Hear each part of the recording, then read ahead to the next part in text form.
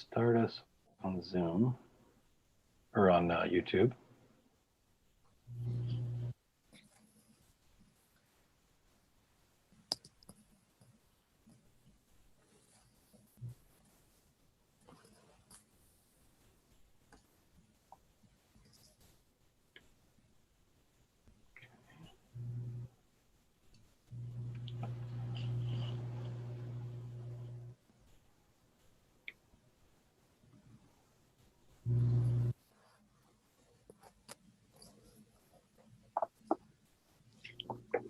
So how the twins?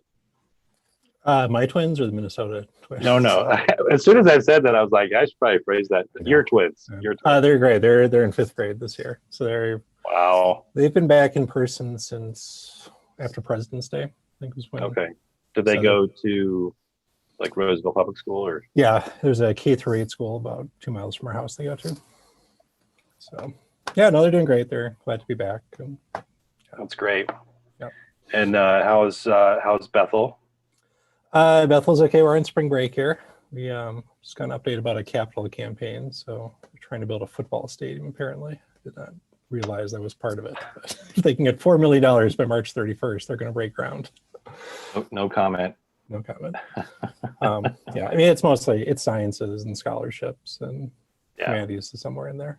But yeah, somewhere in there. Somewhere. Yeah. All right. Well, I think we'll go ahead and start. If you're ready. Just check something here. Yes, there we go. All right. Well, I'd like to welcome everyone this evening. This is Faith and Humanities Forum, hosted by Colonial Church. We do this pretty much once a month. Our schedule is typically going to be 3 times in the fall and 3 times in the spring. Given the limitations that we've had this year, we've had actually quite a few more than just that number. And so I'm very happy to see everyone and to be able to have you join us. My name is Christian Wynn, and I'm the teaching minister and theologian in residence at Colonial Church. And the genesis behind the Faith and Humanities Forum really had to do with my own background in teaching in a liberal arts college and a deep love for the humanities and watching things going on around the country having to do with shrinking down humanities programs and things of that nature, certain kinds of challenges. And so if you know something about sort of the evolution of the university, you probably know that the church was intimately involved in that process, that at least within Christian lands. And so I thought, why not have a space again in the church where we can bring people in, invite them in, who are working in a wide range of humanistic disciplines, and they could talk about something that they're working on, and they can connect that one way or the other to questions around faith or around commitment, or et cetera. So that's sort of the background. We've had a lot of different speakers come in prior to tonight, folks who work in the sciences, folks who work in the arts, folks who are working in social sciences, and of course, folks who are working in the humanities. And so I'm very pleased. Tonight, we're going to return sort of to the roots, effectively, of what we were kind of envisioning with our speaker tonight, Chris Gehrz. So first of all, Chris, welcome. It's great to have you here. I'm going to read this little brief bio and then kind of turn it over to you. Excuse me, looking forward to hearing what you have to say to us tonight. So Chris Gehrz is a professor of history and chair of the history department at Bethel University, where he teaches courses on European military, diplomatic, religious, and sports history. So he has a pretty wide range of interests. He's the author or editor. Or not at all. It's hard to tell. Well, you know how it is in those liberal arts colleges, man. You just learn how to be a jack of all trades. That's right. He's the author or editor of several books, including The Pietist Option, Hope for the Renewal of Christianity, Faith and History, a devotional, and his forthcoming Charles Lindbergh, A Religious Biography of America's Most Infamous Pilot, which he'll be actually speaking about tonight. Chris also writes about Christianity, history, and education at the Patheos group blog, The Anxious Bench, and his personal blog, The Pietist Schoolman. And he currently attends Roseville Lutheran Church with his wife and 2 children. And actually, he speaks at a lot of different churches as well. And so it's just a pleasure to have you here. We were former colleagues when I was at Bethel. Had a chance to work with you on several different scholarly projects. I can't remember if we served on any committees together, but it is wonderful to have you here. Yeah, if I did serve on a committee with you, I've probably blocked it out of my mind, right? Right. Two good friends to be on committees together. Yeah. That's right. Yep. So Chris's presentation tonight, the title of it is The Case of Charles Lindbergh, History, Biography, and the Image of God. Welcome, Chris. Welcome. All right. Well, thanks, Christian. It's really. Oop. There we go. Okay. So thanks, Christian, for the kind introduction. Thanks for having me. It's fun to do this. I haven't done a lot of these talks since COVID. I was just in adult class the past 2 weekends. Hopefully I'm not too rusty. I got some of the kinks worked out earlier this month. It's intimidating to do this for lots of reasons. First of all, my parents are sitting there in Southwestern Virginia in mom's computer room watching. So I'm going to try not to look at them too much, but they're there. Some other people I know, and then many people I don't know, but it's great to have you here. The other reason this is intimidating is this is the first time I've done any kind of talk since I finished the book. I did a couple of things at Bethel as I was kind of germinating the book and then starting to write it. But basically, I finished it during COVID last year, and then the manuscript has been editing, and it will come out in August. So we're a few months away, and so this is well-timed. It's a chance for me to start trying out some ideas with a very kind and forgiving audience, I hope. Now, it is a few months till the book comes out. If you are interested in pre-ordering, I did put the link in the chat box. So if you want to go ahead and grab a copy of that or come back to it once you're convinced later on, I'll do my best sales pitch during this talk. So let me explain what you're looking at first, because it's not necessarily quite a title slide exactly. So you've got, what is this?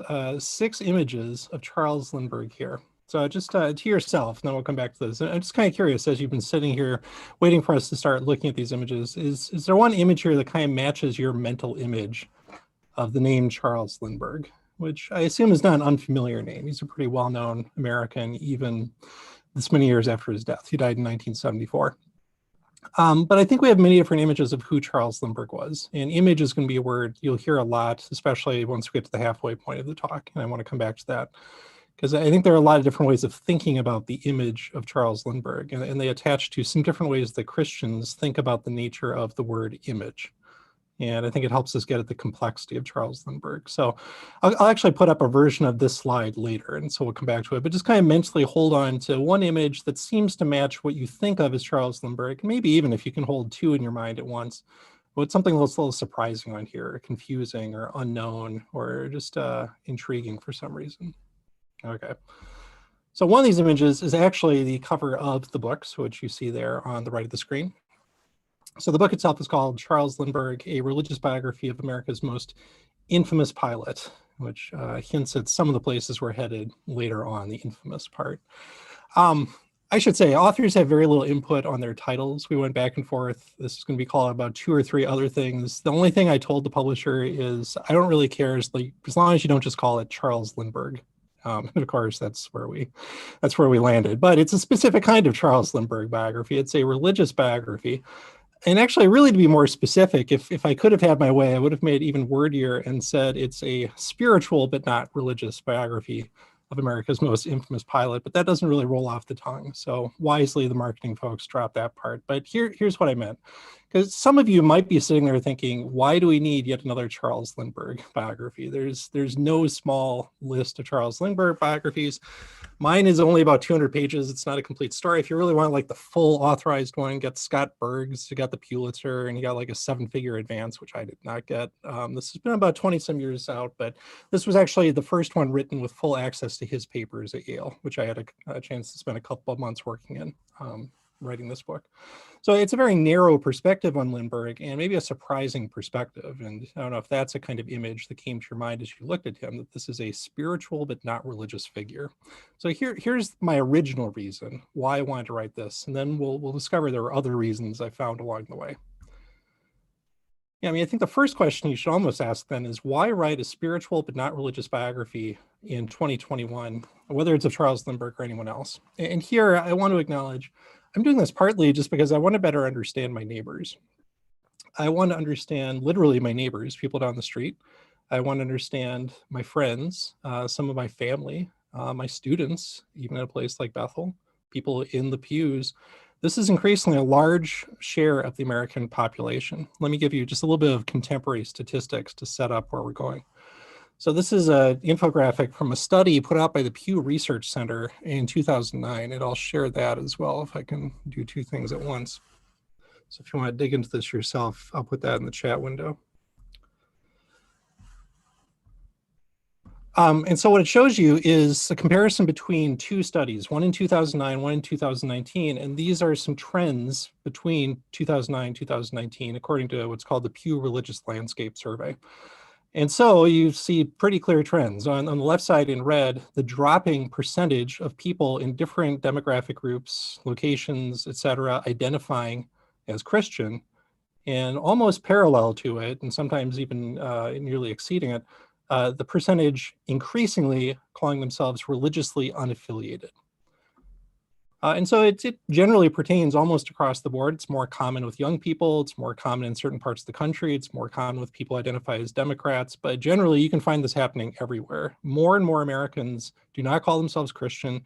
And many don't even call themselves any religion. They don't necessarily call themselves atheists, though. That's a different category in the Pew study. Agnostic is a different category. These are people who often are described as being spiritual but not religious, or sometimes they're just called the religious nuns. If you want to get a contemporary version of this, there's a really good political scientist and American Baptist pastor in Illinois named Ryan Berge. And about 2 weeks ago, Fortress Press put out his new book called The Nuns, where they came from, who they are, and where they're going. So it's a short book that's his way of introducing some of the data that supports this, and then some theories for why this is happening, and as, again, a pastor, what the church should do about this. And so that's one way of understanding this. We can look at survey data, we can think about in terms of evangelism or missions or apologetics.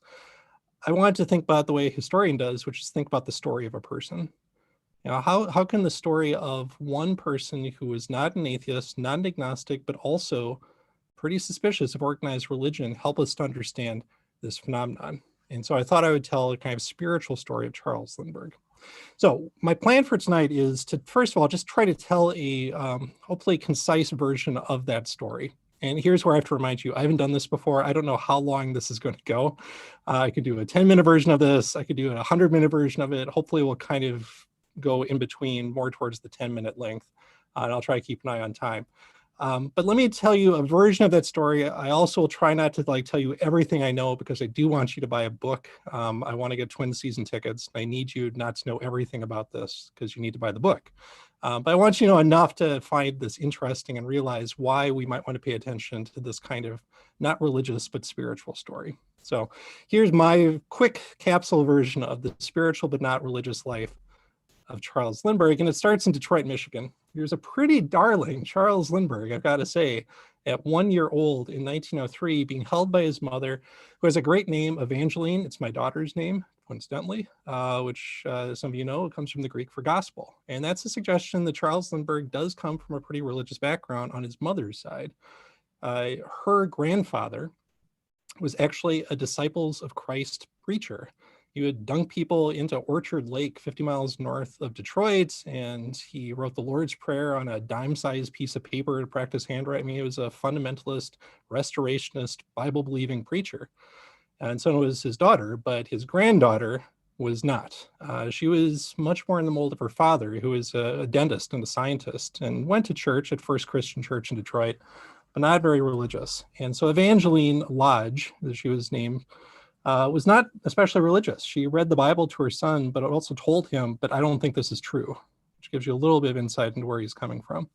Evangeline Lindbergh was a university graduate, got a chemistry degree from University of Michigan, which is pretty rare in the 1890s for a woman, and decided she wanted to be a teacher, and came to Little Falls, Minnesota, and ended up getting paid like $50 a month to teach basically sons of loggers, mill workers, shopkeepers, farmers about science. And her first night in Little Falls, she met a lawyer named C.A. Lindbergh, Charles August Lindbergh, who'd been born in Sweden, then immigrated when he was about 1 year old with his father. And that's the story I'll save for the book. It's a good, juicy story. And so here's the other big influence, right, on Charles Lindbergh. Here they are walking together outside the farm in Little Falls, which you can still go see. It's not too far past St. Cloud if you want to drive up there sometime if you're local. We don't know a whole lot about C.A. Lindbergh's religious background. He was educated at a Catholic school at one point. His first wife was Catholic, and then he remarried Evangeline. But he doesn't seem to have been very devout or observant. And he once told a friend that his God was too big for a church. It can only be found God in nature. And so Charles makes much of these nature walks and hunting trips he took with his dad. But here's our first kind of glimpse into the religious upbringing of Charles Lindbergh. In 1906, his dad, C.A., decided to run for Congress and was elected as a very progressive Republican from Little Falls and spent 10 years in the House of Representatives. And as Charles Lindbergh later, kind of in middle age, looked back on this period in his life, he remembered being forced to be taken to this place. This is First Congregational Church in Little Falls. So a nice little symmetry with Colonial's background here. This was established by missionaries from New England back in after the Civil War, and then kind of settled into this nice building. It's since merged with the Methodists in Little Falls in the 60s, I think. And Charles Lindbergh, when he started writing a memoir, really in the 1940s, looked back at this time when his dad was running for Congress, and one day they bundled him into a heavy wool suit and took him off to church. And why? Well, here's what Charles Lindbergh said in retrospect. Why do I have to go to church? Well, my father is going to be a congressman in Washington. A man who holds such an important position is expected to go to church. Besides, I'm 5 years old, and it's time for me to learn something about a mysterious and disturbing being called God. Church is the place where one learns about him. That's about as nice as the description gets. It kind of goes downhill from there as he looks back, and he says he wanted to be swimming. He was hot, sweaty. I mean, like, it's hard to be a 5-year-old in a hard wooden pew in church. We all were there at one point, right? And at the same time, like, he remembered having questions about God.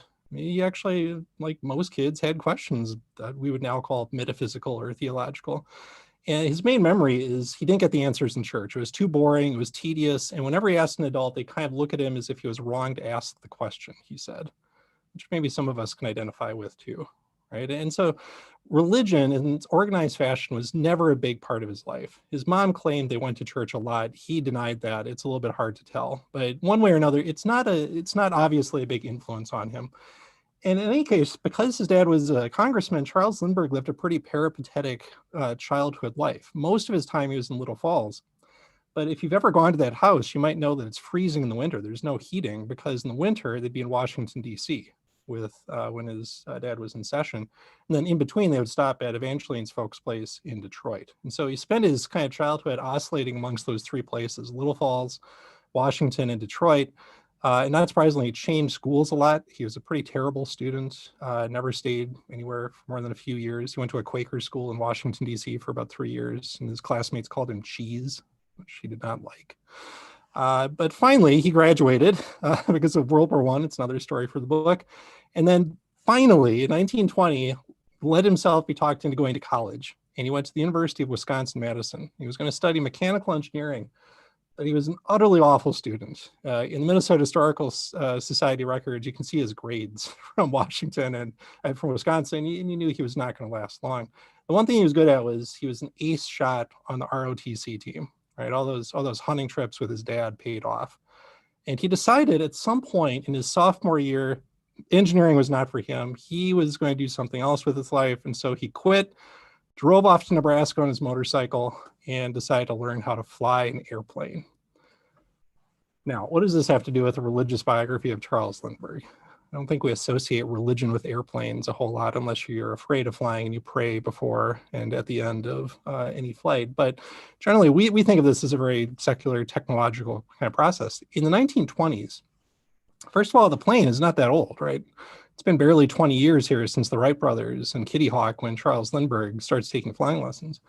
But it's such a phenomenon that there is literally something called the winged gospel.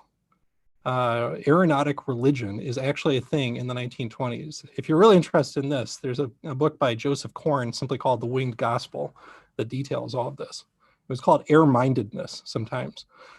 And I mean, it kind of makes sense if you think about it, right? Flying is literally bringing us closer to heaven, right? People will call Charles Lindbergh the modern day Icarus. And Icarus crashed, Charles Lindbergh doesn't. But there's this kind of sense of like, this technology is going to sort of bridge the divide between heaven and earth.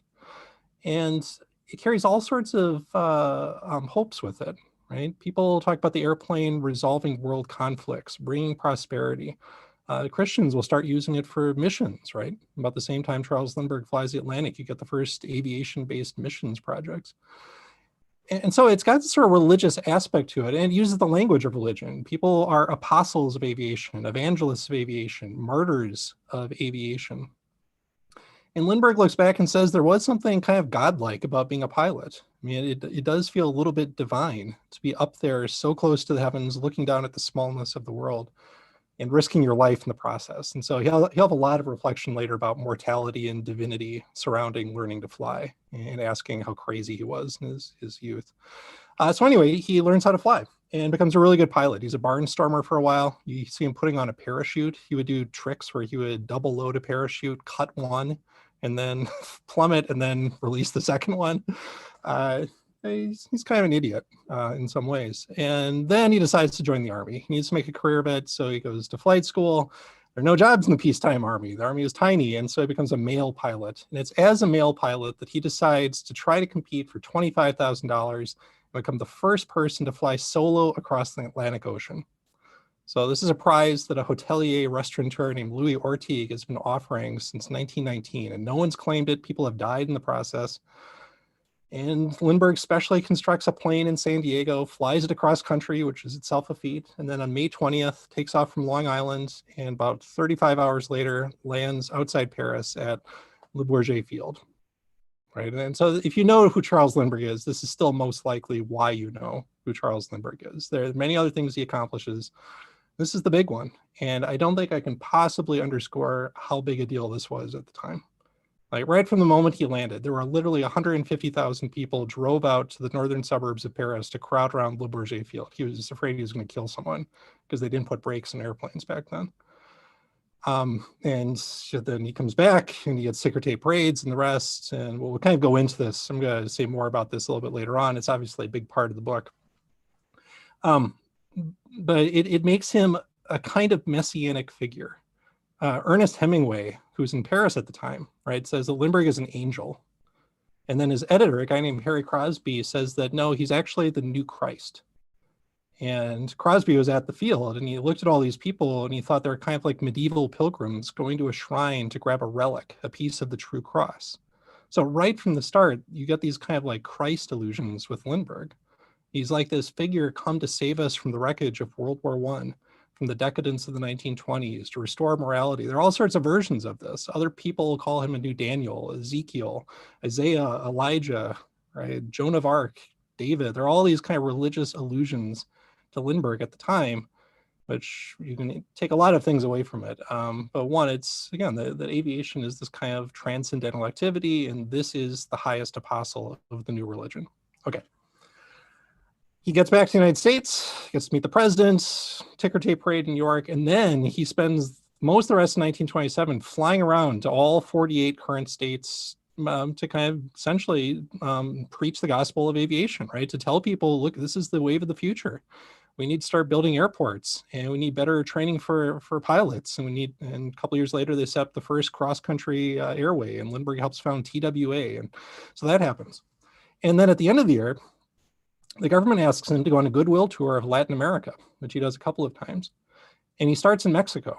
And he's invited to spend Christmas at the US Embassy, where the new ambassador is a Wall Street lawyer named Dwight Morrow. And meanwhile, Dwight Morrow has a couple of his daughters there. One is on break from Smith College, where she's a senior. They meet and will fall in love. Now, Anne Morrow later says that she didn't even think Charles Lindbergh noticed her. And she spends basically the spring semester of her senior year just kind of fretting that her daughter is going to marry Charles Lindbergh. And then finally, he calls her out of the blue.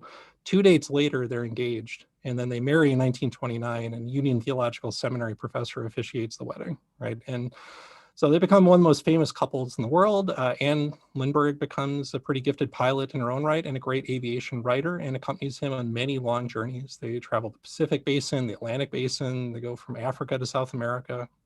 They're really partners in crime. The reason she's so important in my story that I didn't quite realize at first is that Anne Moreau actually grows up in a deeply religious home. Her parents are devout Presbyterians, and she's raised with that. She's raised with morning and evening devotions, Sunday morning and evening church. She memorizes Bible passages that she retains at the end of her life.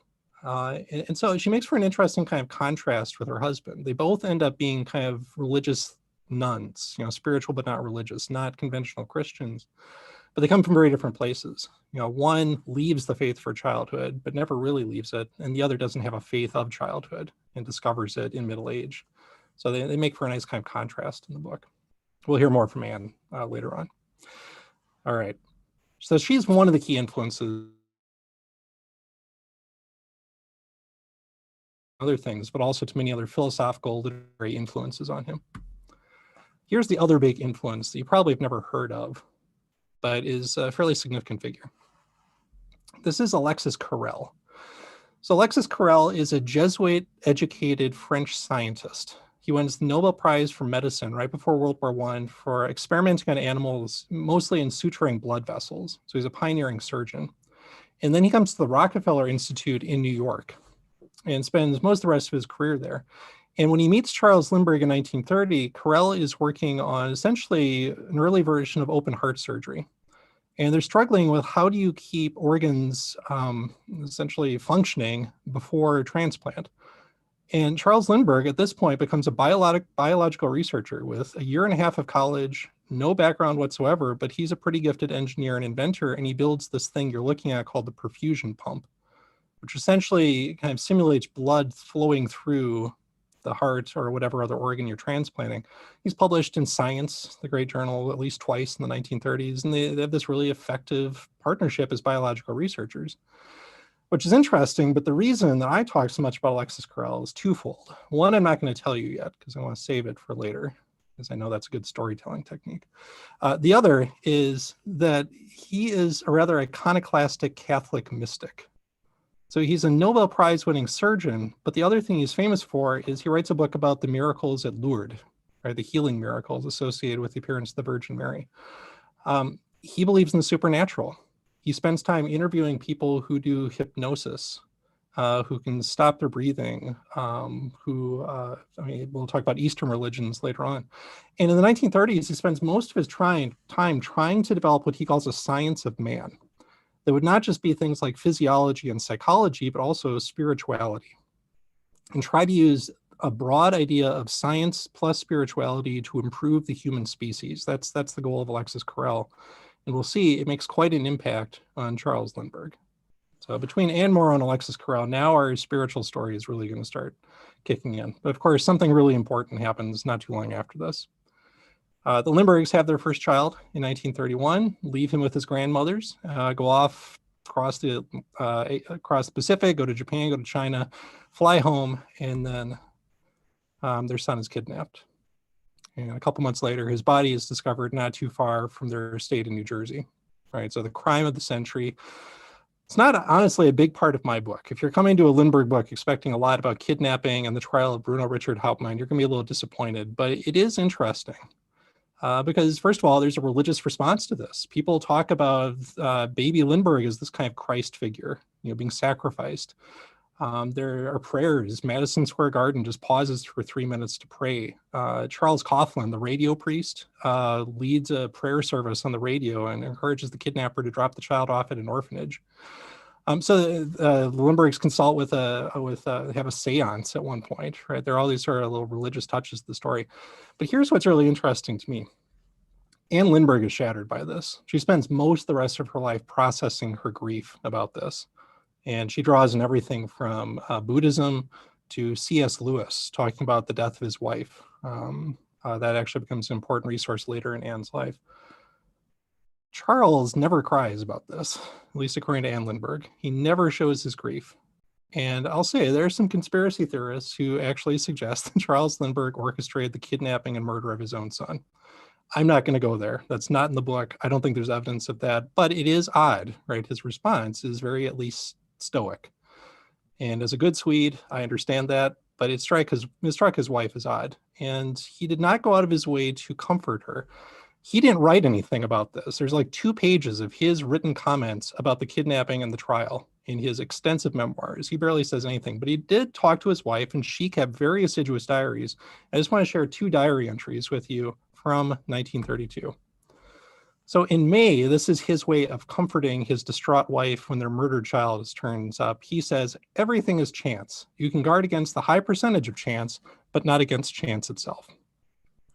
Which is kind of what you expect someone like, say, Richard Dawkins to say, right? It's all random. There is no meaning. There is no purpose. Things just happen, right? And then we decide what meaning to make of it. There's no God. There's nothing meta that explains this. I mean, that kind of fits the idea of this is a scientist, a technologist, someone who has no use for religion, is disinterested in God. That's our kind of first impression.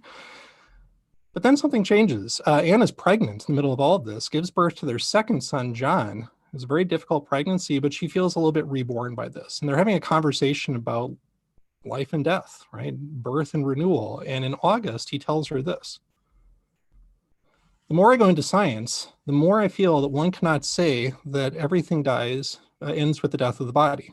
I think it's very egotistical to say that everything ends when the collection of atoms that was you scatters." And at the very least, it's probably the influence of someone like Alexis Carell, right, who really believes that there's a soul that's immortal that survives the body. And Lindbergh spends most of the rest of his life thinking about this idea. And you'll hear kind of his later day version of this before we're done. And Anne actually remembers this. And I kind of come back to this at the end of his life, that she'll kind of come back to this idea that he's still with her in some way, that he continues on in some way. And so kind of an early hint of maybe his mind is swaying here. Maybe he's thinking towards, if not something religious or theological, certainly not Christian, thinking at least towards something metaphysical. There's something beyond natural explanations. There's something supernatural. The other thing, of course, that happens here is these poor people are just plagued by the press. I mean, this had been true since 1927, since their marriage. They had to kind of sneak off on their honeymoon. They have to wear costumes when they go out in public. And then the kidnapping, murder, and then the trial are just the last straw, right? And they just feel besieged by the press. And so abruptly, in December of 1934, Charles tells Anne, "We're leaving." They arrange passage across the Atlantic, go to England, and go into exile. And they're going to stay there for almost 4 years, essentially to hide from the American press. And it's a fascinating chapter of his life that I think is basically unknown to most people who are just casually acquainted with Charles and Anne Lindbergh. And so that's why I like this picture that I found in the Yale archives. This is at their house in Kent in England, at Longbarn. And so it's Charles playing with John, who was about 4 years old at this point. They're 5 years old. And they both call it a very happy time. And it's a time when Charles Lindbergh really becomes a kind of self-taught man. He's got time, he's got freedom. He starts reading everything from Plato to Dostoevsky. He continues his biological research, but he also takes an interest in other kinds of things. In 1937, he and Anne traveled to India for a World Religions Congress. And they talk to Hindu mystics, for example. And they fly over Greek and Roman religious sites. And so, I mean, it clearly something is happening here, right? And he continues his conversations with Carell. Of course, the other thing that's happening in Europe in mid to late 1930s is the dawn of World War II.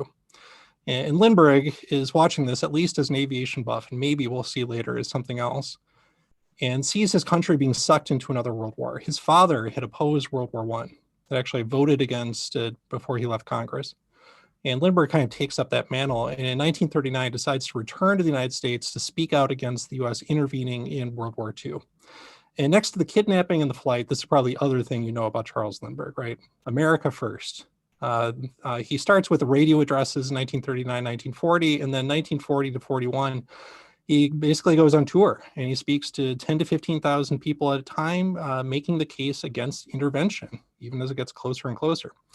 The image you see here is from Minneapolis in 1941 at the Armory, where he kind of gave a hometown hero sort of talk to a pretty isolationist state. The Midwest is a bastion of isolationism in 1941. He's sitting next to Richard Raines, who is the pastor of Park Avenue Methodist Church in Minneapolis. Most mainline Protestants in the Midwest, and most evangelicals for that matter, are pretty deeply isolationist at this point in time, and Lindbergh appeals to that in the speech that he gives. Of course, this does not work. We'll talk more about that, but by Pearl Harbor, it's pretty clear the U.S. is going to get involved. Lindbergh offers up his services, but he has made an enemy of Franklin Roosevelt, whom Lindbergh accuses of starting a dictatorship in place of democracy. It's not too surprising that FDR hated Lindbergh because the feeling was very mutual. And so Lindbergh is not allowed to serve until 1944, when he is sent to the South Pacific, to places like Papua New Guinea and different islands off the coast to fly, essentially to test planes for the Marines and the Army. But in the process, secretly, he carries out 50 combat missions, actually shoots down a Japanese plane, bombs targets, and keeps a diary that's utterly fascinating from this period. This is another kind of unknown part of Charles Lindbergh's life. They did not publicize this. People didn't realize it to the mid-1950s when word kind of got out and he started writing about it. But according to his wife, this was a turning point. It was kind of a hinge in his life. And he started reevaluating some of his previously held ideas, not all of them, but some of them, including his faith in technology. Using an airplane to kill people, whether it's one pilot or a civilian on the beach, he talks about strafing. He flies over Hiroshima at one point and is just appalled to see the wreckage. And then in 1945, he visits Germany. And he sees cities ruined by Allied bombers, and then he goes to a concentration camp called Dora-Mittelbau, and he sees the graves. And I don't know if I can call it a conversion experience exactly. I don't think he would call it that, but he does start rethinking some of his faith in technological progress, in science. And in 1948, he writes a very strange little book. It's this little, it's not even 100 pages, called Of Flight and Life. Reviewers had no idea what to do with it. It's full of like Cold War anti-communism. It's got some memoir writing in it. But here's, I think, the central point of Flight and Life. He asks, if his civilization is to continue, modern man must direct the material power of his science by the spiritual truths of his God. Why work for the idol of science when it demands the sacrifice of cities full of children, when it makes robots out of men and blinds their eyes to God? I mean, he doesn't suddenly become a technophobe. He argues that progress is a hallmark of Western civilization. We cannot do without science. He has not totally turned his back on, say, his 1920s self. But World War II and the Holocaust convince him that science, untethered to any kind of ethical system or to the wisdom of the world's religions, is dangerous. It's dehumanizing. That's kind of a common fear of the 20th century, that technology will essentially strip away our humanity. You know, it's this allusion to robots, right? It's a very common kind of idea from the time. And so he doesn't write an especially Christian argument, but he does quote Jesus more often than anyone else. He quotes Lao Tzu, he talks about Hebrew scriptures, he talks about Hinduism, but he quotes the Gospels multiple times, and especially the Sermon on the Mount. Is his kind of way of saying we need this kind of teaching in order to restrain us from our worst impulses, to attune us to the spiritual needs of humanity, not just the material needs of humanity. So it's not a very good book. It's kind of first draft of his thinking. But then 5 years later, Charles Lindbergh puts out what, even if you don't like him, is a very good book called The Spirit of St. Louis. This won him the Pulitzer Prize. It's utterly remarkable. I mean, it's a brilliantly written book. The first 100 pages or so are just kind of about him planning his trip across the Atlantic in 1927. And then he has to tell the story of being up in an airplane for 35 hours, which you'd think would be just tediously boring. But instead, he decided to write it as a series of flashbacks. And so he'll be up there, and each hour then his mind kind of drifts back to some earlier point in his life. And so this is where we get the stories of going to church and hating it. This is where we get stories about his parents. This is where we get stories about his grandpa in Detroit, whose laboratory introduced him to the wonders of science and made him question the veracity of scripture in light of evolution. And so you kind of get this journey. And then he comes to a point above the Atlantic where he says, finally, it's hard to be an agnostic up here, aware of the frailty of man's devices. There's the infinite magnitude of the universe, the indefinite detail of its matter, and man conscious of it all, a worldly audience to what, if not to God? Now, this is as much as he does to define God. And he actually writes an article the next year for the Saturday Evening Post where he kind of explicitly says, I don't know what God is like. I don't think God fits our kind of ideas of God. And Christians write to him with like tracts and pamphlets saying, you've got to turn your life over to Jesus. And he won't do that. But it's in a Pulitzer Prize winning book in 1953 to have Charles Lindbergh say something like this is a pretty striking kind of moment, and suggests something like this spiritual but not religious arc that he's been on for at least by this point 20 years or so. He's still suspicious of organized religion, doesn't make specific faith claims, but he also very strongly rejects atheism, agnosticism, and thinks there is something else. You know, how prideful would we have to be to not acknowledge there's something beyond the achievements of humanity? They make a movie out of it, which is not all that great. It stars Jimmy Stewart, who's about 20 years too old to play a young Charles Lindbergh. It's made by Billy Wilder, who's a great director, but not of this movie necessarily. It made him seem a little Catholic, according to his daughter Anne, but that's for the book. You'll have to read that. In 1957, it came out. And so at this point, now that we feel like maybe we're learning a little bit about Charles Lindbergh and he's revealing something of himself and we're getting a sense of this kind of spiritual arc of his life, now I want to throw something into the mix that should just totally shake you. It shook me, which is this. He went to Munich, Germany and started having affairs with 3 different women. And over the next 14 years had 7 secret children. They didn't know he was their father. This didn't come out until about 15 some years ago. In this German book that still hasn't been translated, says the double life, the second life of Charles Lindbergh, the most famous aviation pioneer of all time, his true story, right?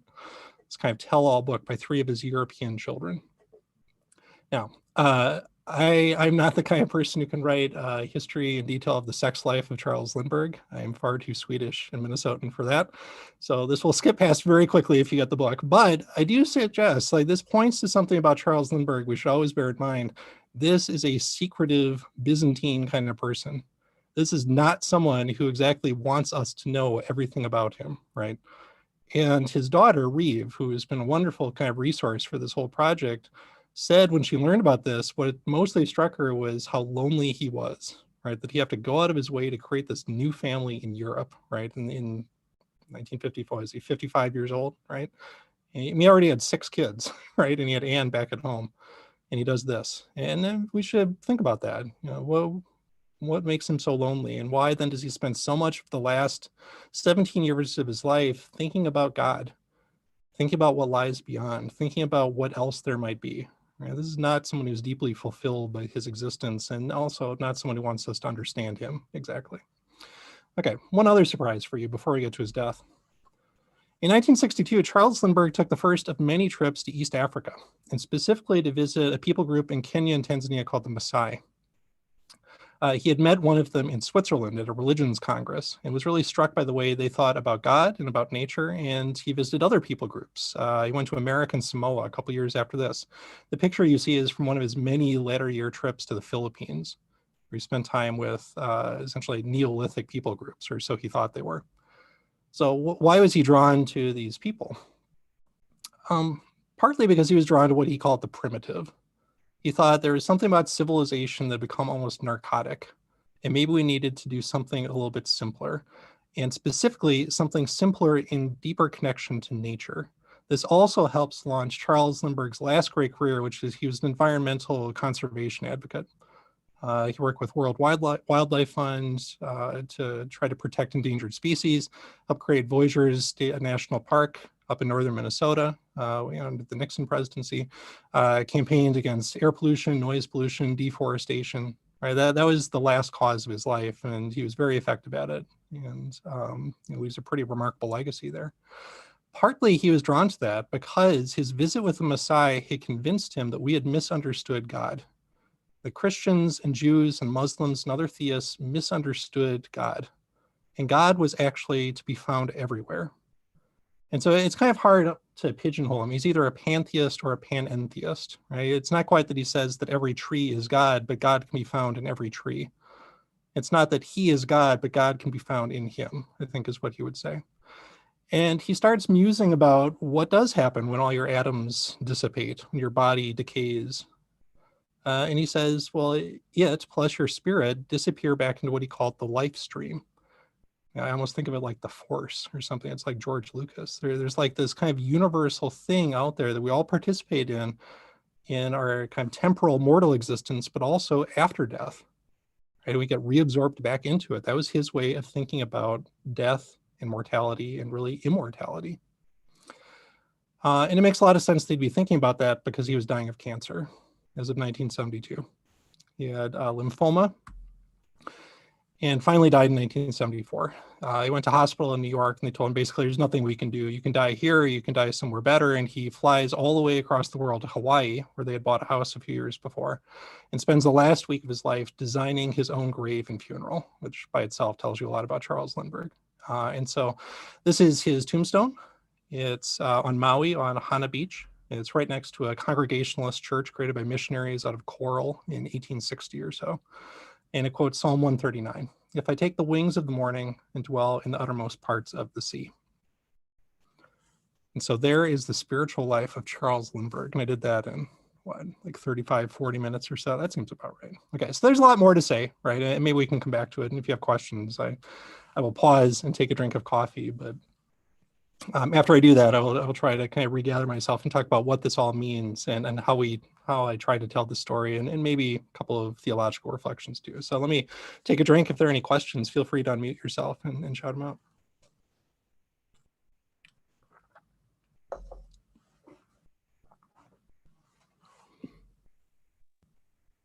Joanne.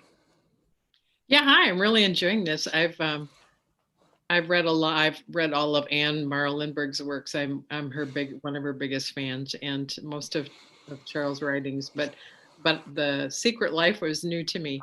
Did she know anything about this? So this is all fairly recent uncovering. It is very recent. Yeah, no, according to Reeve, her mother died. So her mother had Alzheimer's the last few years of his life, Right. As you might know, and died in 2001, which is the same year that the first of Lindbergh's German mistresses died. And it was, I think, 2 years after that, the three of those children revealed it. So they did a press conference and then that book came out. Is there a place to read about this, his European family? Yeah, you can, if you just search for Charles Lindbergh's Secret Family, you'll probably find it. There's an article on Deutsche Welle, which is kind of the German CNN, is the best English language version you'll find. Unfortunately, or fortunately, depending on your point of view, the book I showed has not been translated. I'm not sure you can even get it on Amazon unless you can ship it from Germany and read German, which I'm not very good at. Yeah, no, it seems to all evidence, like even from people who spent much more time in those papers than I have, that she was not aware of this, that he successfully hid it from her. Although it's odd, like you read through his papers and he's constantly drafting. He writes a kind of unfinished autobiography that's published 4 years after his death. And he's like constantly drafting it and he'll date it and he'll put the name of the place. And it's almost always like on the side of a road in Germany or Austria or Switzerland. And that takes on a whole nother meaning when you realize the secret life part. Like he's going to and from like Pan Am meetings and then these trysts with these women who did not know it. I mean, two of them were sisters. One was his secretary, but the kids just thought he was a traveling salesman, if I remember right. Wow. And they only kind of finally figured it out in the 1990s or so, much, much later. Interesting. Thanks. Sure. Jeff. Yeah. You talked about Lindbergh's isolationism before the Second World War. I've also read that an angle on that was he made several visits to Germany in that time and became very impressed with the Germans' preparations for war and was suggesting that we ought to stay out of that because we couldn't beat the Germans. Yep. That's actually a perfect segue to the next slide. I intentionally tried to skip past that, so you picked up on that, you caught me. I did not talk about that, but there's a reason I saved that. So why don't we pivot to what I skipped over? And that we'll have time for more questions later on. So if you have other things, jot them down.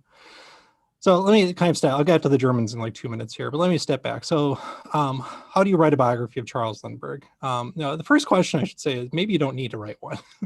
Like there are a lot of them, first of all. For reasons we'll get to in just a second, maybe we don't really want to say a lot more about Charles Lindbergh or add to his celebrity. Maybe he doesn't need to be celebrated. But I do think, like, I kind of stuck with the original idea. I do think it tells us a kind of spiritual but not religious story that is both kind of admirable and troubling, and at least might give us some insight into some versions of that sort of journey. And you know, I especially because it's a little different than his wife, right? I mean, one is the story of coming to some kind of faith as an adult, exploring on your own. Her story is more, what of your childhood faith do you hold on to? And you really get to make that decision. I mean, it strikes me often that she called herself a lapsed Presbyterian, but there are all sorts of little bits of that Presbyterianism that still seep into her writing and into her thinking, even as she draws on, say, Buddhism or Catholic mysticism or other things. But here's the other thing that hit me is you never just write a biography or a history or anything else in the ether, in the vacuum, in the abstract. You're always writing it in the context of something else. I was very conscious at the start. I was writing it, right, as a Swedish American Minnesotan, right, who thought very many times, my family story diverges from Charles Lindbergh's in some interesting ways, right? My family story is a religious and spiritual story. His is not, even though they came from similar parts of Sweden. But what really struck me, because I was finishing in 2020, really literally in the wake of George Floyd, was I don't think I had quite realized some of the troubling aspects of Charles Lindbergh. Like, I went into this knowing full well I would have to write several pages about his anti-Semitism. Right? He gives an infamous speech in Des Moines, Iowa in September of 1941, in which he accuses the Jews of trying to suck America into the war. And he says, that's fine for other people, but we have our own interests, as if American Jews are not Americans, right? And there are many much worse things he says in private. I knew that. I knew that he was linked up with the Germans. I knew that he spent some time with Hermann Goering, for example. We'll talk about that in a second. What I didn't quite understand was why and what that betokened, right? So let me tell that story that I skipped over. So in 1936, the Lindberghs are in England, and Charles Lindbergh is invited by Hermann Goering, the head of the German Air Force, the Luftwaffe, to come tour German aviation factories and Luftwaffe bases. And Lindbergh says yes. He also gets to go to the Berlin Olympics, right? The Jesse Owens games while he's there. And he doesn't do it at his own impetus. He's asked to do it by the American military attaché in Berlin, a guy named Truman Smith, because it's clear that there's a possibility of a new war. America needs intelligence on German aviation, and they ask Lindbergh to provide reports. And he does that in 1936. He comes back the next year, and then he comes back again in 1938 and gets a swastika emblazoned medal from Hermann Goering, and actually seriously considers getting an apartment in Berlin until Kristallnacht happens, November of 1938, and he decides maybe that's not such a good idea, and they go to Paris instead. And so here we get to a really troubling part of Lindbergh's career. And I think I started off talking about this, like, well, he can be accused of being too cautious, right? He overstates German air power. I think that's very clear. Any military history you'll read will say the American military vastly overestimated German air power. And Lindbergh probably was a little bit naive when he got his stage managed tours of all these factories and air bases. To some extent, he legitimately wanted to avoid another world war. He really did think that the two oceans were sufficient protection. He really did think America should just invest in its own defenses and stay out of European wars. I mean, I think those are all legit positions that lots of people held at the time. Here's what's really troubling. A month before he went to get the medal from Goering, Lindbergh was writing an article that was never published, and for good reason. And he wrote this at the end of a long passage about how inequality is the natural condition of humankind. Shall we submerge the spirit and life of Europe in the yellow of Asia or the black of Africa? So Lindbergh is deeply committed, not just to American isolation, but to the supremacy of the white race. And I don't know how else to say that. And I know, I don't know how else to say that. Like, I really felt like I dodged trying to say that as much as I could. And because I was writing in 2020, it felt like I just had to be a little bit more blunt about that. If you doubt that, he came back in 1939, and in November of that year wrote an article for Reader's Digest, the mainstream periodical of middle-class America, called Aviation, Race, and Geography, in which he concluded this: our civilization depends on a united strength among ourselves on a Western wall of race and arms, which can hold back either a Genghis Khan or the infiltration of inferior blood, on an English fleet, a German air force, a French army, and American nation standing together as guardians of our common heritage. The reason, ultimately, he didn't want to be involved in World War II is he thought it was a civil war between fellow white peoples. They should be unifying against godless communism and the inferior blood he saw coming from Asia and Africa. I mean, it's the plainest reading of this text. He tried to avoid this later on, but this is very clearly what he meant in 1939. Now, I will say his experience of World War II chastened this a little bit. One of the most remarkable things to read in his wartime diaries from the South Pacific is, unlike almost every other American in the military in that part of the world, he was deeply sympathetic to the Japanese. He was appalled at the treatment of the Japanese by the Americans, who would torture, disfigure Japanese bodies. He hated the way they talked about the Japanese as if they were subhuman or something. So like Lindbergh is capable of transcending this to some extent, right? But then he toured the concentration camp and he kind of chalked it up to, well, everyone makes mistakes. The church persecuted heretics. We did bad things to Indians. We did bad things to Japanese, and the Germans did bad things to Jews. And he actually quotes Jesus, look at, don't ignore the beam in your own eye. He actually, that's his first Jesus quotation in writing, is, don't accuse other people. Look at your own faults first, which is generally good advice, but is a way of distracting from what actually happens in the Holocaust. In 1945, he's walking with his friend Truman Smith in Washington. They're celebrating that Franklin Roosevelt is dead. They're hoping that Harry Truman's going to roll back the New Deal. And Lindbergh tells his friend Truman Smith, we need to do something to prevent the reproduction of essentially the lesser parts of our race.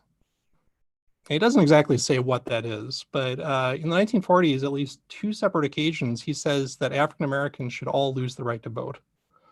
Not that there were a lot of Black people in 1940 who had the right to vote, but he even says they should be disenfranchised. That'd be the first step towards restoring American democracy. So that's Charles Lindbergh, right? And what's really troubling is this all happens as he's deepening this kind of spiritual journey. They go hand in hand with each other. He talks about racial decay in the same breath as spiritual decay. This is happening because he's becoming a spiritual but not religious person. And it's mostly the influence, not of Anne Lindbergh, who's mostly horrified by a lot of this, but by Alexis Carell, who really believes in the supremacy of the white race, wants to do things to preserve it. And although he's not supportive of Hitler, is certainly not supportive of communism either. And so that's a huge influence on Lindbergh at this time. All right, so what do we do with all this? How do you write a biography of someone like this? And here I took a lot of inspiration from their daughter, Reeve Lindbergh, who had to deal with all of this. And I can't imagine, having to deal, first of all, just the invasions of privacy that all the Lindbergh kids have had to deal with, and then to actually write about this complicated man. But really, Anne Morrow Lindbergh helped me think through what to do. So in the late 1960s, both of these people are starting to kind of look to their legacy. And they do it in different ways. Charles Lindbergh works in his autobiography. He edits his journals. He takes out some of the anti-Semitic stuff and publishes it. Anne Lindbergh starts editing her journals and decides to leave it largely unabridged. And she explains why in her 1976, the pre-World War II volume. She writes, "It would have been easier and far kinder to myself and my husband if I had written a condensed, softened, and retouched autobiography, omitting what I disliked, adding later knowledge, creating, in fact, the desired pleasant image I wanted to remain in the minds of my readers and posterity." In a sense, like, her husband had been dead for 2 years at this point, but she's casting a little shade on Charles, right? I could have done what my husband did and written a kind of fabricated, not fabricated, but like a softened memoir presenting the image I want the world to see. I'm not going to do that because in my life, I have become sickened by images. Fame always creates images around its victims or its heroes. I wanted above all to dispel the images, both good and bad, to give our lives as they were, or at least as they seemed to me then, not now in retrospect. And so she resists the temptation to leave things out, to justify them. It's a pretty honest accounting, and she doesn't always come off well, although she generally comes off better than Charles does. And so reading that got me thinking a lot about this word image. In different ways, we can think about the image of Charles Lindbergh that you see, or different kinds of images you see in a biography. So here's the first image, and it's the one she talked about. She goes on in this passage to talk kind of secondhand about Exodus chapter 20, which of course is the 10 Commandments. And you might remember the 10 Commandments deal with images.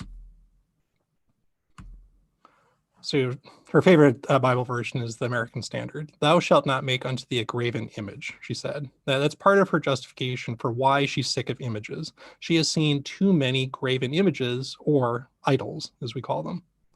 And here's, I think, part of what she meant, because she alluded to fame earlier. Let's go back to 1927. Charles Lindbergh has just crossed the Atlantic, landed outside Paris, and is being called the new Christ. And is being feted everywhere. it is literally worship. This is an image from a woman named Anna Culverwell, who was the daughter of a Reformed pastor, later became a kind of occult artist named Columba Krebs, from 1928, when she paints Lindbergh's plane being guided by some kind of divine flame across the Atlantic. And he's like this, if not Christ, if not Messiah, some kind of godlike figure. And Anne Lindbergh has spent all of 1927 in college reading about this. And when she learns that she's going to meet him in Mexico City, she tells her diary, I will not worship him. I will not be taken in by this cult of celebrity. And then in her very second entry, she writes, I felt there's no use trying to analyze this. I can see how they all worship him. There's the silence about the things he says, islands of words surrounded by the stillness of an audience's admiration. About 2 months later, she's sitting at college kind of pining for him and says, he's the only saint before whom I burn my candle. Except she writes it in French because she's that well educated, right? I mean, she does worship him. She actually calls him my Norse god a couple of points along the way. Like, she remembers being sucked into this kind of idolatry that was taking place. That's a kind of image of Charles Lindbergh. And that's his very first biographies come out right away. They're almost complete fiction. He hated them, and they're essentially creating this image of Lindy, right? Who stands in for whatever you want it to stand in for. But for some idols, we would understand celebrity, technological progress, American exceptionalism, and some of them, the white race. Count the number of times he's described as having Nordic blood in 1927, right? It was fascinating to read African-American newspaper accounts of Charles Lindbergh to contrast this with what white people wrote. That's a kind of image. And no biography, if any self-respecting historian or I think Christian is writing it, should create this kind of image of someone. Right? You should not try to create a graven image of someone's life when you write it. And so that's maybe the easiest thing not to do, is not to get sucked into this. And I'm writing it nearly 100 years after this, so it's a lot easier for me not to be sucked into it, but it's something to be aware of. We're not writing what's called hagiography, a story of the saints. We're writing biography, which is literally life writing, and lives are complicated. So that's my first kind of image I thought a lot about. But it also struck me, there are other ways to think about this image. So the very first page of the book starts in 1944. Lindbergh is getting ready to go to the South Pacific. He has to buy a uniform, and he's allowed to bring one book with him. And so he goes into a bookstore in Manhattan and grabs the New Testament. And that's what he brings with him to the South Pacific. And so it seemed like a good place to start a spiritual biography of him. And as I kind of imagined the scene, I kind of put the reader in the shoes of the clerk at this bookstore, looking up and kind of gradually realizing Charles Lindbergh is buying the New Testament from him. And realizing it would take a while, because by 1944, Charles Lindbergh no longer looked like his most iconic images. Right? Here's the other problem with idol as image. Idols are fixed and unchanging, or idols reflect only what we want to see. Human lives are much more complicated. Human lives change over time. Charles Lindbergh of 1944 is not Charles Lindbergh of 1927, and he's certainly not Charles Lindbergh of 1908, or Charles Lindbergh protecting the environment in 1970 in the Philippines. But that's all Charles Lindbergh too, right? I mean, if we have a fixed image in our mind, whatever those 6 images you kind of latched onto right away, that's part of Charles Lindbergh. You're only looking at one side of the statue. You've got to walk around it. You've got to go forward and backward in time to really capture a 3-dimensional image of a person. And it's going to be complicated. It's going to be childhood stories of falling in love with an airplane and being bored in church, and stories of an old man trying to do one last great thing for the world, but also of someone who both loved his wife and betrayed his wife and lied to his children and did things he told them not to do, and someone who palled around with the Nazis, right? That's all Charles Lindbergh too at different points. And some of that is a thread that runs throughout his life, and some of it stops and starts. But that's why we need to set aside something like an idolatrous graven image. Like, that cannot possibly capture this person. But as I wrote that line, it also struck me iconic image is redundant, because an icon is a word for image, right? And so here's a second kind of biblical reflection, because icon shows up in really interesting places in the Old and New Testament.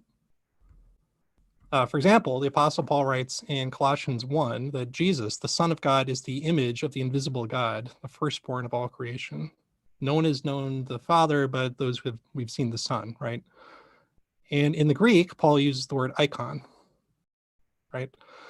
So Jesus is the icon of the invisible God, which is a really powerful term, because in the Greek version of the Old Testament, the Septuagint, icon shows up right near the beginning in Genesis 1, 26 to 27, And God said, let us make man in our image, in our icon. Right? So Jesus is the image of the invisible God, but humanity is in the image of God too. This is the Imago Dei, right? One of the central doctrines of Christianity, and a really powerful idea if you think about, for example, why we should do history, why we should write biographies. If all people are made in the image of God, there's something divine about all people.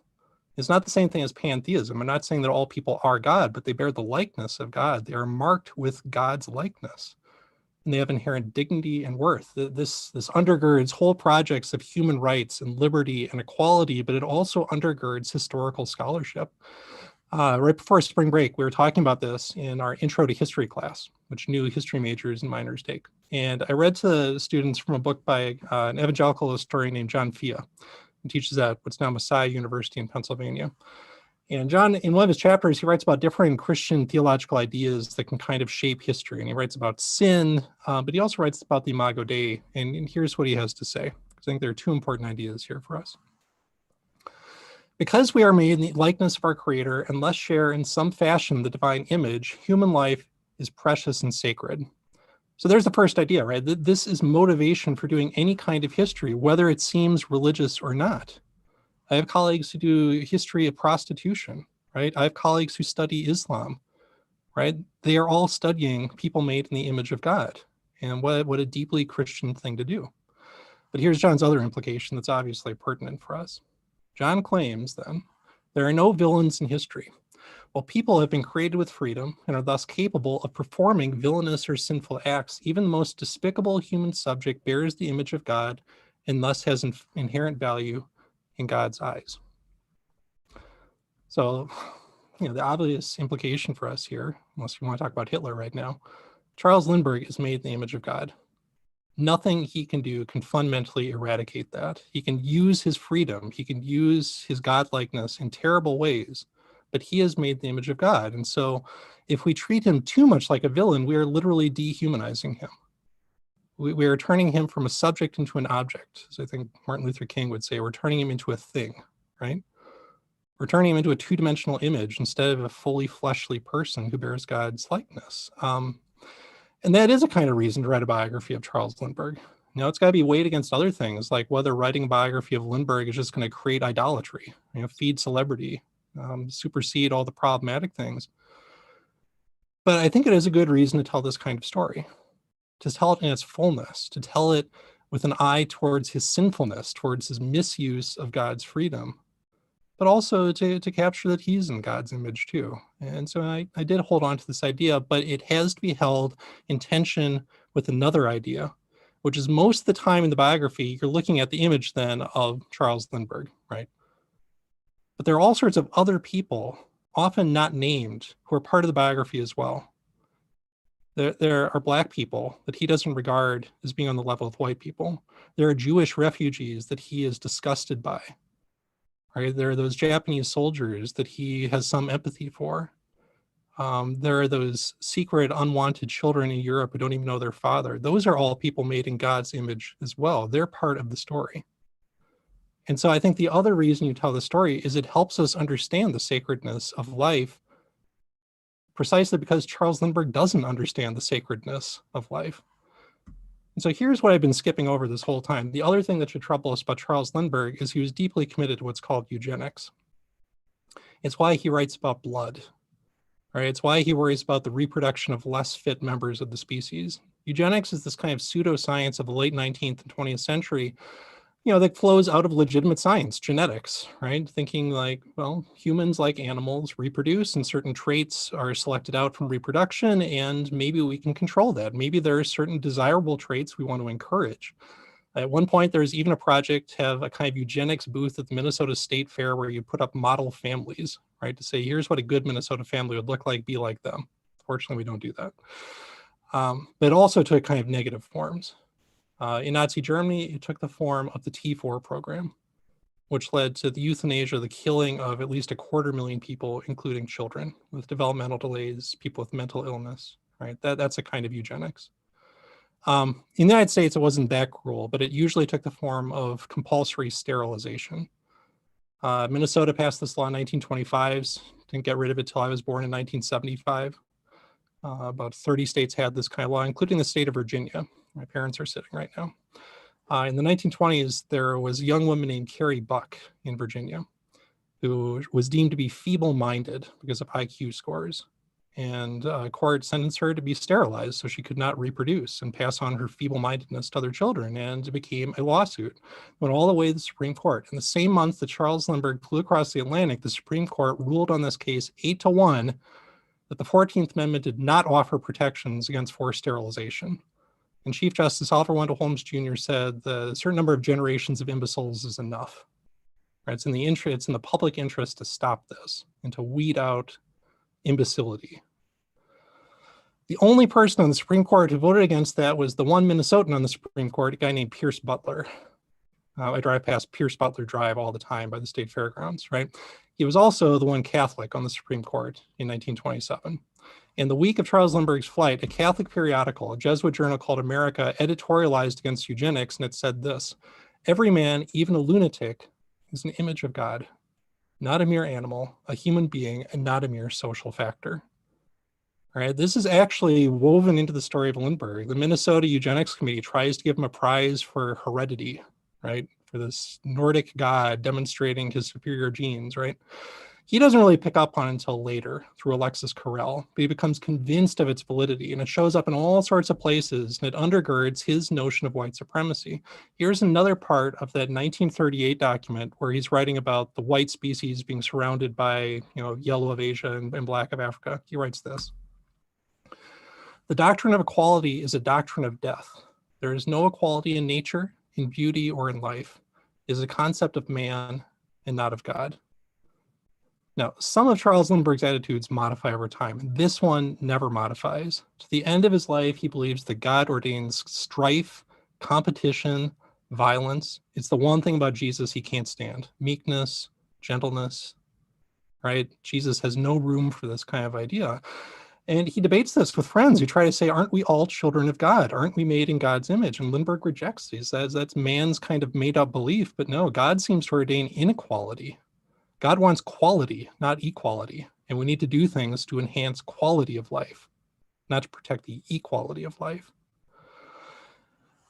And so I got to the end of the book and felt like that is probably the moral of the story, right? Charles Lindbergh is this, in some ways, very admirable person, a deeply courageous person, a committed person, a person who really believed himself to be honest and loyal. A person who was really seeking after God in his own way, but because of the way he did it, he never had to be confronted by this idea. He never had to sit under a sermon about Genesis 1, right? He never had to submit to any teaching about this. He could just discard it if he wanted to and say, that's not from God, that's from humanity. And so it's weird to quote yourself, but here's a little bit of the afterword to the book. And I hope I'm not being too harsh, but I think this is probably about right. While his spiritual but not religious journey left Lindbergh free from the hypocrisies of institutional Christianity, it also left him free to ignore whatever teachings of Christ he found inconvenient. Grace, humility, unqualified love of neighbors simply did not fit within a worldview that took racial difference for granted and turned racial competition into a divine imperative. Having made God in his own image, Charles Lindbergh saw no image of God in people who didn't resemble him. And it's hard. I hope no one writes a biography about me. I don't want my life picked apart by some biographer in 100 years. It won't hold up. But here's the final reason I think this is worth doing. And there's one final image to think about here. There's, a graven image. Biographies shouldn't be doing idolatry. We should not turn people towards false gods and these kind of fake images of pseudo saints. Images should point us towards people as icons, as bearers of God's image. Whether they're villainous, and I think Charles Lindbergh in many ways is villainous, or the people who he doesn't see as being in God's image. The final image that you should see in the story of the life of Charles Lindbergh or anyone else is a very different kind of image. And you're all looking at it right now. Not me.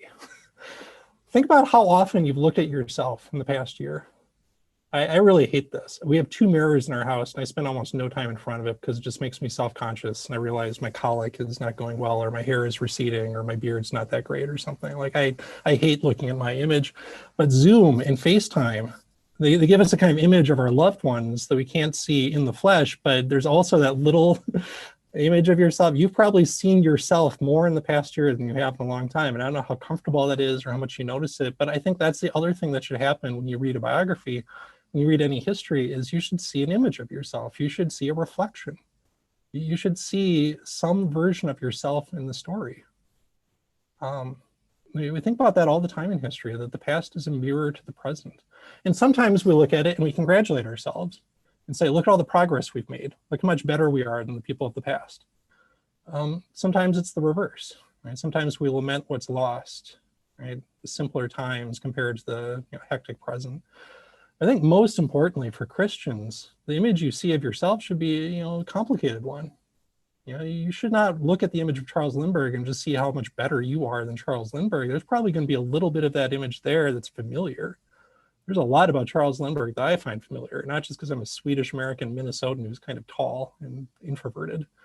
I saw the kind of image of someone who can be a loner, someone who can be solitary, someone who can be prideful, someone who is not always all that self-aware of when they think they are, and of a white guy who kind of assumes people like him maybe are innately superior. Like I don't know how to shake that entirely.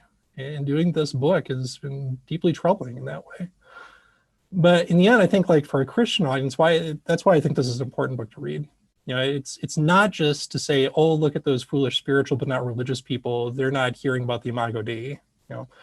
It also should make us think, we've heard that, right? We know the image of God is in all people, and yet look at how we still behave, right? Like that's another kind of uncomfortable reflection, another kind of image we should maybe see when we read a book like that. So that's my best attempt to find a kind of theological thread running through it, is this notion of image. And it's multifarious and it's complicated, but I think it's why it's important to tell these stories and to learn from them. Okay. Well, I did that in like an hour and 15 minutes. That's not too long. So Well, that leaves time for questions. Good. That was marvelous. That was absolutely marvelous. And I just want to, snaps, claps, really great. Loved the way you presented it and bringing us into the story, and then the grappling. Because I remember when you told me you were going to be writing this book, I was like, wow, that's going to be tough. That's going to be tough.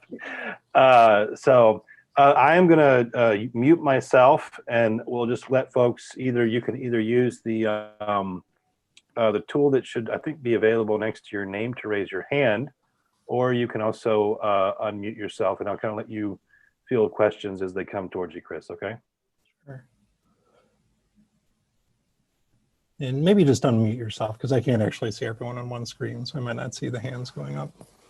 I'm also really bad at teaching with, I'm okay at lecturing with Zoom. I'm not really great at running discussion with Zoom. So just feel free to jump in. We'll see some nods there from fellow professors.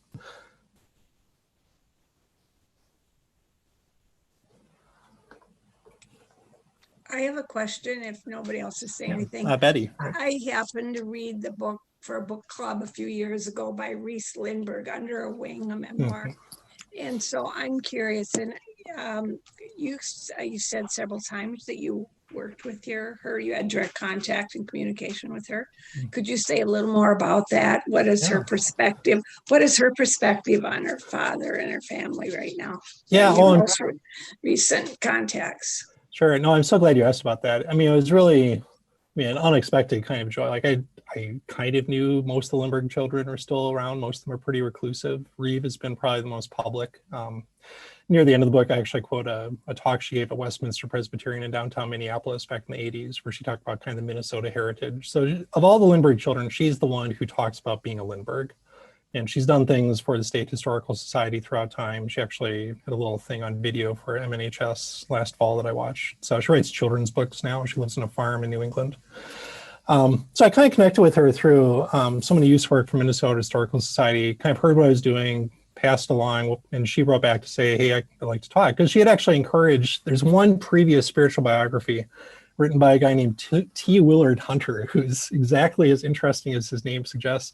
He was the son of an English professor at Carleton, grew up in Minnesota, worked at McAllister in the 50s, became a Congregationalist pastor, and ended up having an interim gig at the Hawaiian church near where Lindbergh is buried, and kind of decided I can tell the spiritual story of Charles Lindbergh, and kind of did so in the 1990s. It's out of print now. But anyway, she encouraged him to do that because of all of them, she also probably is the most similar to Anne, right?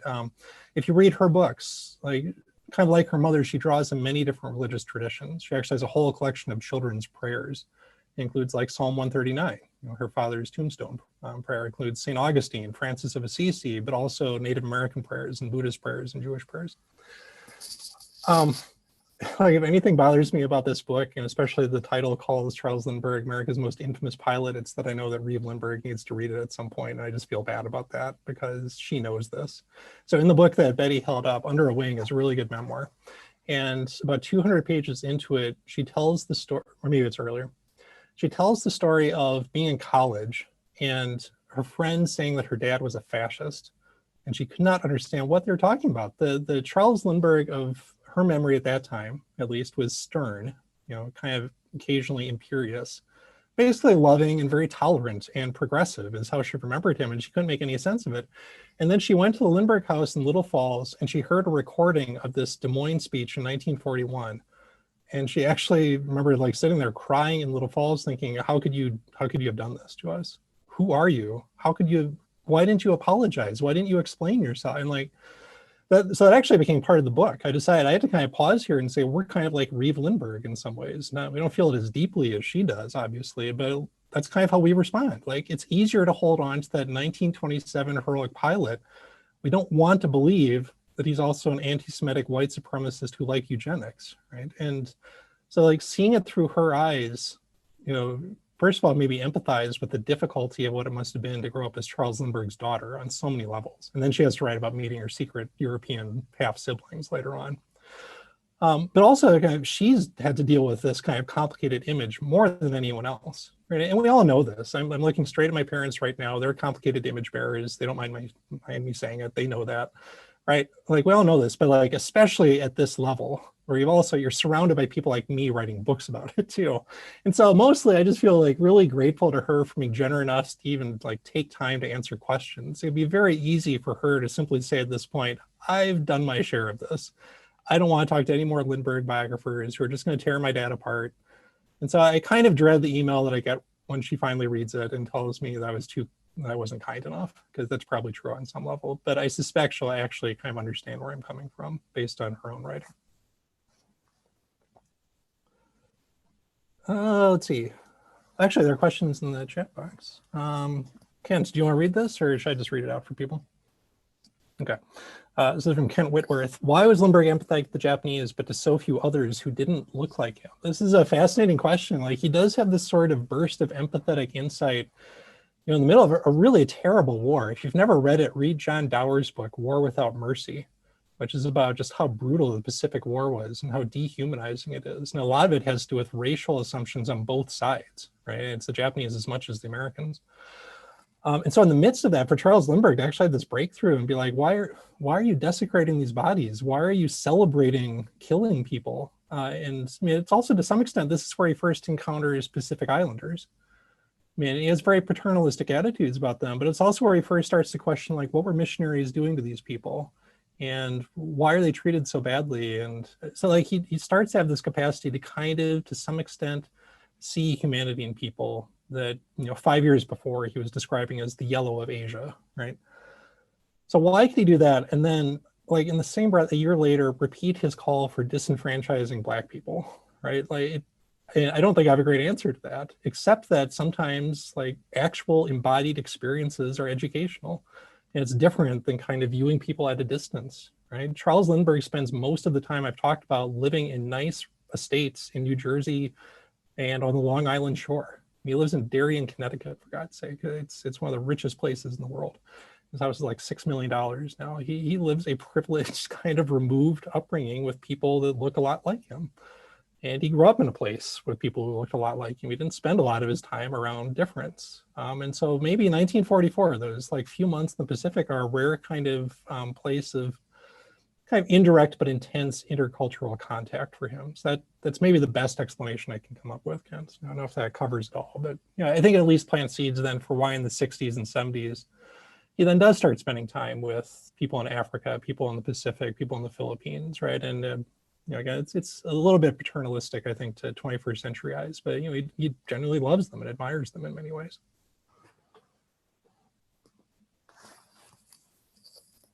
Chris, do you have a sense of how accepted his views were in 1940-41 here in the Midwest and specifically in Minnesota? Do you mean his opposition to the war or other views? His anti-Semitic thoughts in opposition to war, yes. Yeah, I mean, definitely the opposition to war. I mean, the Midwest is like the bastion of isolationism. I mean, it was true before World War I. I mean, I wrote a different project about this. I wrote a digital history of Bethel once, and I wrote the World War I chapter of it.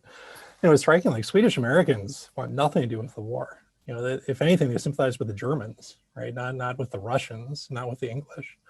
And so like that attitude kind of endures, leave us alone. We're cut off from the mother country, we eat their food, but we don't really want to be involved in the old world anymore. That attitude is pretty pervasive in the Midwest. Anti-Semitism is interesting. So when he gives his speech in Des Moines, there's a huge outcry. And one of the most interesting responses comes from Charles Clayton Morrison, who's the editor of the Christian Century. This is the journal of mainline Protestantism, right?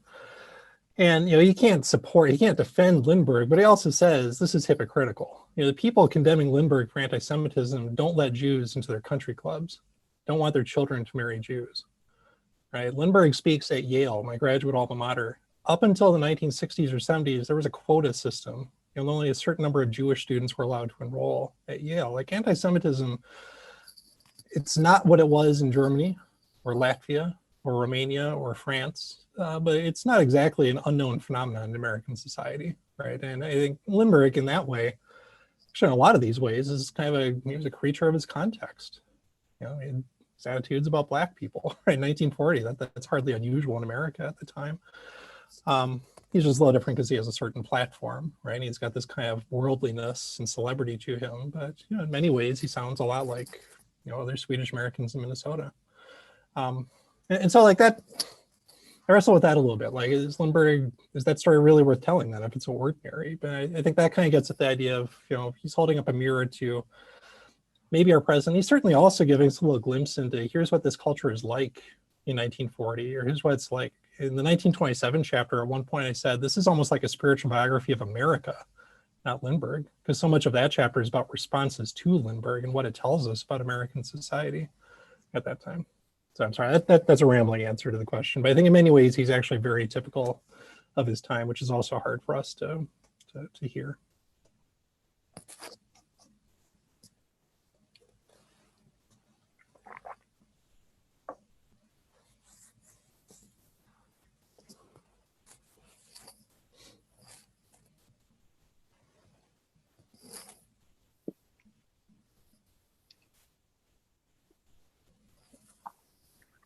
I'll comment.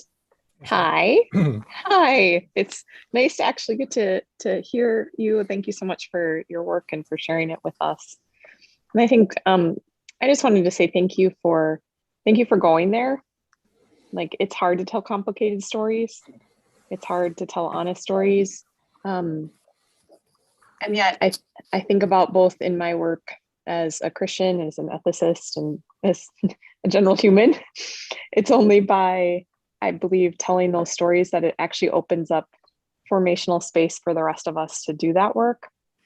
And, as you were sharing about some of his story, I think about so much of the ways that we paint these pictures and images where we do, make an idol of, here's this guy, he's like the embodiment of perfect white masculinity. And what that prohibits us, how that prohibits us then from actually being able to both see ourselves as made in the image of God, as human and not godlike, above others, and it prevents us from accessing the connectivity to which God invites us, and then it prevents us from seeing one another. And so I just really, but I know to actually go there as a scholar and as a writer, in dealing with a person such as him, it takes intentionality. So I wanted to say thanks for doing that. And just that I think in our time, it's incredibly important that we tell those kind of honest stories. So thanks for doing that. And might we have courage, all of us, to be able to do that, telling, whether it's about our own stories, about our families, but see that as an invitation to grace, like see that as an invitation to healing. So thanks for that. But thanks, Sarah. I mean, I appreciate you used a word that I really should have used earlier. And actually, one of Anne Lindbergh's favorite words is grace. And she means that in a lot of different ways. Like if you've ever read Gift from the Sea, her probably best known work, she talks about living in grace. And maybe that's something different than what we mean when we say grace, is this forgiveness and the kind of life restoring forgiveness. But that's got to be a part of the story as well. I don't know that I'm doing that in writing a book, but as we hear the story and respond to it, like it can't stop then with judgment, right? Like it's, and I don't know like what we do with Lindbergh, right? He's dead, his legacy is there. But it should make us think about how we relate to other people then. Now, I think it also requires repentance, right? And honesty, and we don't just kind of give away grace for the sake of some idea of like unity or something. But that's got to be part of, I think a Christian version of doing history or biography too. I should say, I appreciate that. I'm glad this came off, and I appreciate you calling me courageous or something. I have to say, I had to be nudged along the way by people to do this. Like, this is not necessarily how I intended to write this book in 2017 when I pitched it. And I mean, I really have to credit my editors, publisher, really nudging me to say, like, you need to say more about this. Like, we are doing this in 2020 and 2021, and like that was not comfortable to do. And it was not something I was willingly wanted to do. But, I was also reading people like Jemar Tisby, right? And thinking about white guys who are uncomfortable talking about race have found all sorts of excuses for a long time in the church not to talk about this. And maybe I need to get past it and suck it up a little bit. So, I mean, I think it's just maybe an opening to better study then once you get there. But it was not easy to write. And the best things I've heard, I've started to get early reviews, and my favorite reviews I've seen have been versions of this. It's honest and critical, right? You don't shy away from that. And it's also, one person said, patient. Like you kind of sit with Lindbergh and you kind of let him tell a story. And someone else even said it's kind of tender in some ways. Like this is still a dad. This is still a not great husband, but a husband, right? Like there are moments of love in this book. There are moments of humor in the book too. And that's got to be part of it too, right? And so, I mean, that's been the most encouraging thing, short of hearing from actual, hopefully future readers of the book, like to actually hear from people who have read to say, I mean, like that was the one thing I wasn't sure I would hit. And, hopefully I've kind of come close to the mark there. This is great. Daniel, do you want to ask this or should I just read it out? Some have written that biography is autobiography at its heart. What is true about that from your perspective? I actually wrote a blog post about this in January. So if you seek like Chris Gehrz autobiography of Lindbergh, you'll probably find it. Mostly what I think about here is something I alluded to in passing earlier, which is I'm a stealth Swede, as my colleague G.W. Carlson first called me when we met in 2003. He said you should be called Gerzquist or Gerzlind or something. I've got my dad's German name, but on my mom's side, it's all Petersons and Andersons and Nelsons, and specifically a family called the Larsons. So the Larsons came from the same province of Sweden as Charles Lindbergh's paternal grandfather, a guy who changed his name from Ola Monsen to August Lindbergh. And he even flies over Skåne later and kind of say, hey, it looks like just like Minnesota, which reminds me, I took a overnight train through Sweden once and woke up because I couldn't sleep. And I say, hey, it looks just like Minnesota. And so like, there's been those kind of glimpses of, this is kind of like my family's story. They came from the same part of the world and about the same time. They both settled in the same place. So the Larsons settled in southern Minnesota, like I think it's 100 miles kind of due south of Little Falls or something. There are kind of other parallels if you trace it long enough. Here's where it diverges. I mean, the main thing is religion, right? Like all of those Swedish families I talked about in my maternal family tree were deeply religious. The other thing I write about is pietism, right? And they were all shaped by pietistic revivals in Sweden in the mid-19th century, and they brought that over to America, whether they joined Mission Covenant churches or Augustana Lutheran churches. That sense of a personal relationship with God and deep heartfelt faith and knowing the Bible intimately, right? That was important to them. And being part of organized religion for all its faults was important to them in ways that never was important to the Lindberghs. They joined churches, they didn't care as much about it, right? They went a different way. And do you think like there's some grace there for me? I never had to come to like an adult understanding that people are made in the image of God. I was raised to believe that. I mean, I heard that my entire life, right? And, you know, not that we lived that out perfectly in any way, but like, that's not something I had to work towards as an adult. It's something I was kind of born with. And my mom didn't get that. She got that. I mean, that God is loving, that God is just, right? We're all children of God. Like that's been passed down with family recipes on that side of the family. Now, it's not perfect.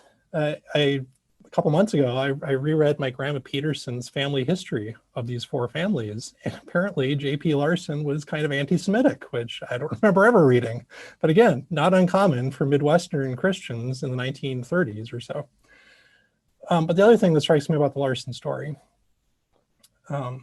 is, I don't know that I remember him really well, but my grandma had a brother named Bernard who was younger and was born, and it wasn't clear he would live. And his mother, Mabel, said, I don't know, we're going to keep him. He's going to make it. I'm going to love him. And he outlived her.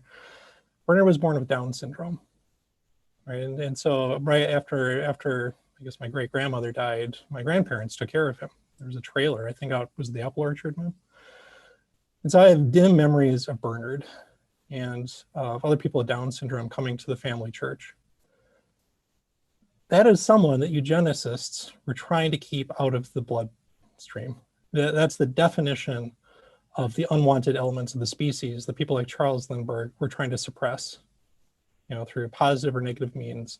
Bernard was not supposed to be there, right? It is not made in the image of God. It is not desired. It is not wanted. It's not sacred in any way. And the fact that I've spent my life believing that, or that I have an uncle who's mentally ill, or my wife works with kids in the autism spectrum.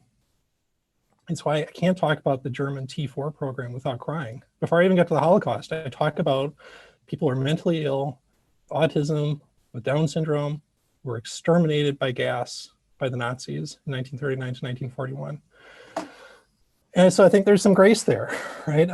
You know, unlike Charles Lindbergh, I did not have to unsuccessfully find my way towards that. I was born with it. And so in that sense, that's, I guess, a kind of autobiographical element that maybe seeps through, and it maybe does help explain why I do make so much of the image of God at a few points along the way. And it's not something there's very little autobiographical in the book. I mentioned one of my other ancestors coming to America for various reasons, but that's about it. But it's certainly in the background. I don't mind sharing that with you all since you're kind enough to come out tonight.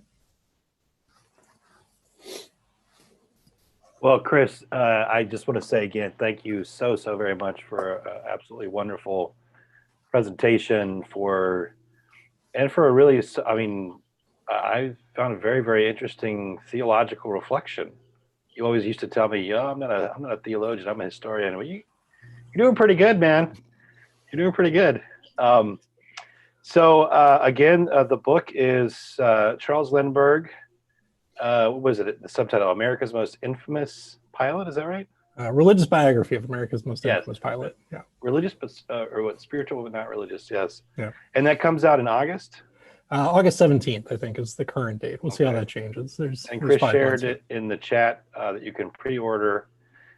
So we really want to encourage that. And obviously, it sounds like there are many other little juicy, fun stories to be found in there. And I look forward to reading that.